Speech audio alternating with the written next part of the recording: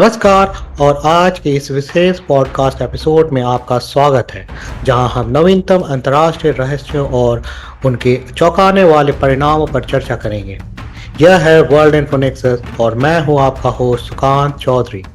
आज हम एक नाटकीय कहानी को उजागर करेंगे, जिसमें एक पाकिस्तानी व्यक्ति, कथित ईरानी कनेक्शन और एक अमेरिकी अधिकारी की हत्या की साजिश शामिल है। यह मामला न केवल राजनीतिक दृष्टिकोण से महत्वपूर्ण है, बल्कि अमेरिका और ईरान के बीच तनाव को भी उजागर करता है। जैसे जैसे हम इस कहानी में गहराई से उतरेंगे और इसके साथ ही मैं आपके विचारों और दृष्टिकोणों को जानने के लिए कुछ पारस्परिक सवाल भी पूछूंगा। चलिए इस पर गहराई से विचार करते हैं।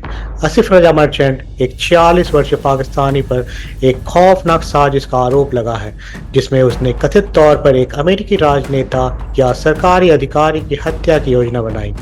लेकिन इस साजिश के पीछे क्या कारण है और यह व्यापक वैश्विक भू राजनीतिक परिदृश्य को क्या दर्शाता है?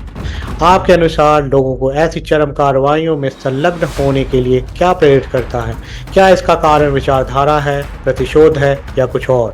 मर्चेंट की कथित योजना अमेरिका के द्वारा जनवरी 2020 में किए गए ड्रोन हमले के प्रतिशोध में सामने आई है, जिसमें ईरानी जनरल कासिम सुलेमानी की हत्या हो गई थी।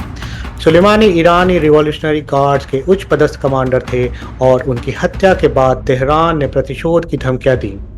मर्चेंट पर आरोप है कि उसने अमेरिका में एक हिटमैन की तलाश की, जिसे अभियोजन पक्ष के अनुसार सुलेमानी की मौत का प्रतिशोध लेने के प्रयास के रूप में देखा जा रहा है। और सबसे चौंकाने वाली बात यह है कि कथित हिटमैन वास्तव में अंडरकवर FBI एजेंट था। कानून प्रवर्तन एजेंसियों द्वारा अंडरकवर एजेंट का इस्तेमाल करके ऐसी साजिशों को नाकाम करने की प्रक्रिया पर आपका क्या दृष्टिकोण है?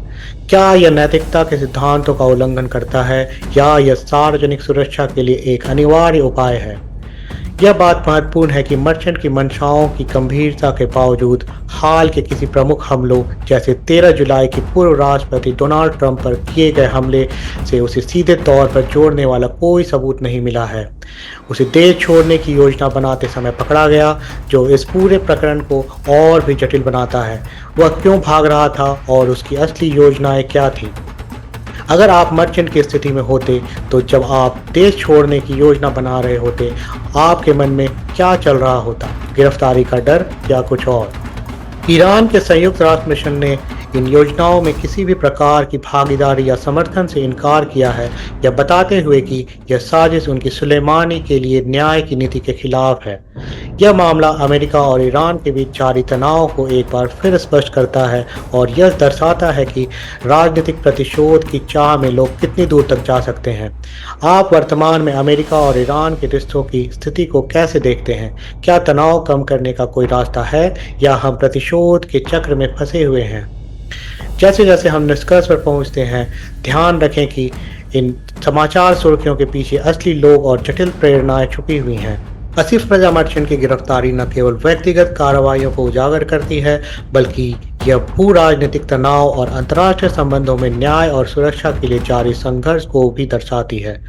इस दिलचस्प एपिसोड को सुनने के लिए धन्यवाद। यदि आपको यह कहानी प्रेरणादायक लगी और आप इस तरह की और जानकारियां प्राप्त करना चाहते हैं, तो कृपया हमारे पॉडकास्ट को सब्सक्राइब करें, अपनी राय साझा करें और इस पॉडकास्ट को उन लोगों के साथ साझा करें जो वैश्विक मामलों में रुचि रखते हैं। आपकी प्रतिक्रिया हमारे लिए महत्वपूर्ण है और इससे हमें अपने काम को बेहतर बनाने में मदद मिलती है। यह है वर्ल्ड इन्फोनेक्सस और मैं हूं आपका होस्ट सुकांत चौधरी। सूचित रहें, जुड़े रहें और अगले एपिसोड के लिए हमारे साथ बने रहें। तब तक ख्याल रखें। शुभकामनाएं।